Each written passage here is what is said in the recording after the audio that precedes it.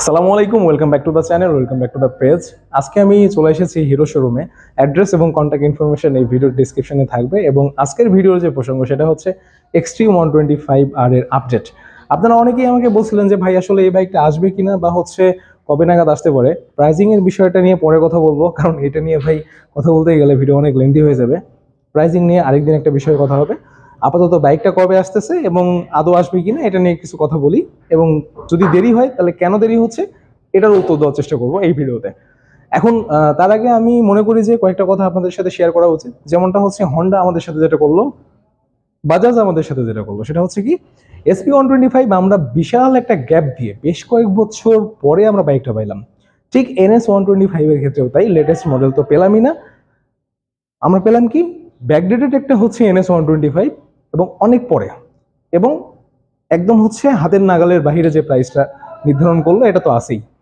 তো হিরোর ক্ষেত্রে কি হতে যাচ্ছে আসলে এই বিষয়ে যদি কথা বলি, তাহলে প্রথমেই আগে আমাদেরকে দেখতে হবে টিভিএস যেটা করছিল রেইডারের ক্ষেত্রে। রেইডার 125 কিন্তু আমরা খুব একটা বেশি আমাদের বেগ পেতে হয়নি। বাইকটা নির্দিষ্ট একটা সময় পর আমরা পাইছিলাম। হ্যাঁ, ওটা নিয়ে আমার সাথেও কিছুটা মিসবিহেভ হয়েছিল, তো আপনারা আগে দেখছেন।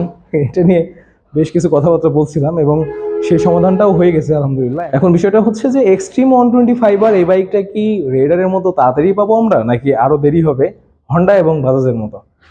চলুন ভিডিওটা শুরু করি। Welcome back. আসলে ভালো পরিমাণে ঠান্ডা লেগে গেছে, যার কারণে আমি জানি না আমার ভয়েসটা আপনাদের কেমন লাগতেছে। সো প্রথম যে প্রশ্নটা ছিল আপনাদের, সেটা হচ্ছে বাইকটা কি আসতে লেট হবে কিনা। যদি লেট হয় তাহলে আমার দিক থেকে যে উত্তরটা হবে সেটা হচ্ছে যে বাইকটা যদি লঞ্চ করতে লেট হয়, এর পেছনে ওয়ান অফ দ্য মোস্ট রিজনটা হচ্ছে এই ইগনাইটার এক্সটেক। এখন অনেকের মনে এটা প্রশ্ন জাগবে যে ভাই আসলে এই মডেলটাই কেন দায়ী, বা এইটার জন্যই কি আসলে লেট হচ্ছে, এর পেছনের ঘটনাটা কি, বা হচ্ছে এটা আদৌ কতটুকু সত্য। ধরুন আপনি একটা কোম্পানির ওনার, রানিং একটা হচ্ছে নতুন মডেল অলরেডি লঞ্চ করা হয়েছে, এবং তার সাথেই দেখা যাচ্ছে যে আবার নতুন করে একটা মডেল লঞ্চ করা হলো। সো আপনি কখনোই চাবেন না যে আপনার স্টক যেটা আছে সেটা ডাউনফলে যাক। সো আপনি এগুলো সোল্ড আউট করে ডেফিনেটলি নতুন একটা মডেলের দিকে যাবেন, এবং তার আগে আমার মনে করি যে আপনার উচিত হবে আপনার ক্রেতা যারা রয়েছে তাদের মন মানসিকতা, চাহিদা, রুচি সব কিছুকে প্রায়োরিটি দেওয়া। সো ডেফিনেটলি আশা করি হিরো সেটা করবে, এবং তারা কিন্তু বলতেছে যে এটা নিয়ে আসবে। এখন পর্যন্ত তারা কোনো হচ্ছে আপনার ডেট বা এরকম কোনো কিছু অ্যানাউন্স করে নাই, বাট অনেক আউটলেট থেকে এরকম তথ্য আসতেছে যে হচ্ছে কোরবানি ঈদের সময় এটা লঞ্চ করা হবে বাংলাদেশে। এটা অফিসিয়ালি কোনো তথ্য না, লাইক রুমার্স। এবং এই হচ্ছে ইগনাইটর এক্সটেক, যে বাইকটার জন্য আসলে তো এই ইগনাইটর এক্সটেকের জন্যই মূলত বাইকটা আসতে ডিলে হচ্ছে। আশা করি এই কিছু ইউনিট সোল্ড আউট হয়ে গেলে হয়তোবা এক্সট্রিম 125R খুব তাড়াতাড়ি পাওয়া যাবে। এখন আমার কথা হচ্ছে যারা এক্সট্রিম 125R এর জন্য অপেক্ষা করতেছেন তারা অপেক্ষা করবেন, নাকি এই মুহূর্তে অ্যাভেলেবল 125cc বাইকগুলো কিনে ফেলবেন? ওয়েল, আসলে এক্সট্রিম 125 যে বাইকটা, এটা এমন একটা বাইক এখানে আপনি ফিচার্স থেকে শুরু করে সব কিছুই পাচ্ছেন। ওয়েল, ডেফিনেটলি কম্পিটিটরের দিক থেকে বলতে গেলে টপের দিকেই থাকবে আমার দৃষ্টিতে অন্তত। মানে এখন অবধি যে কয়টা বাইক অ্যাভেলেবল রয়েছে, বাইকটা একেবারে যে খারাপ আমি এটা বলতেছি না, বা এর এক্সট্রিম 125R এর যে কম্পিটিটরগুলো রয়েছে NS 125, রেইডার 125, এগুলো যথেষ্ট ভালো মানের একটি বাইক।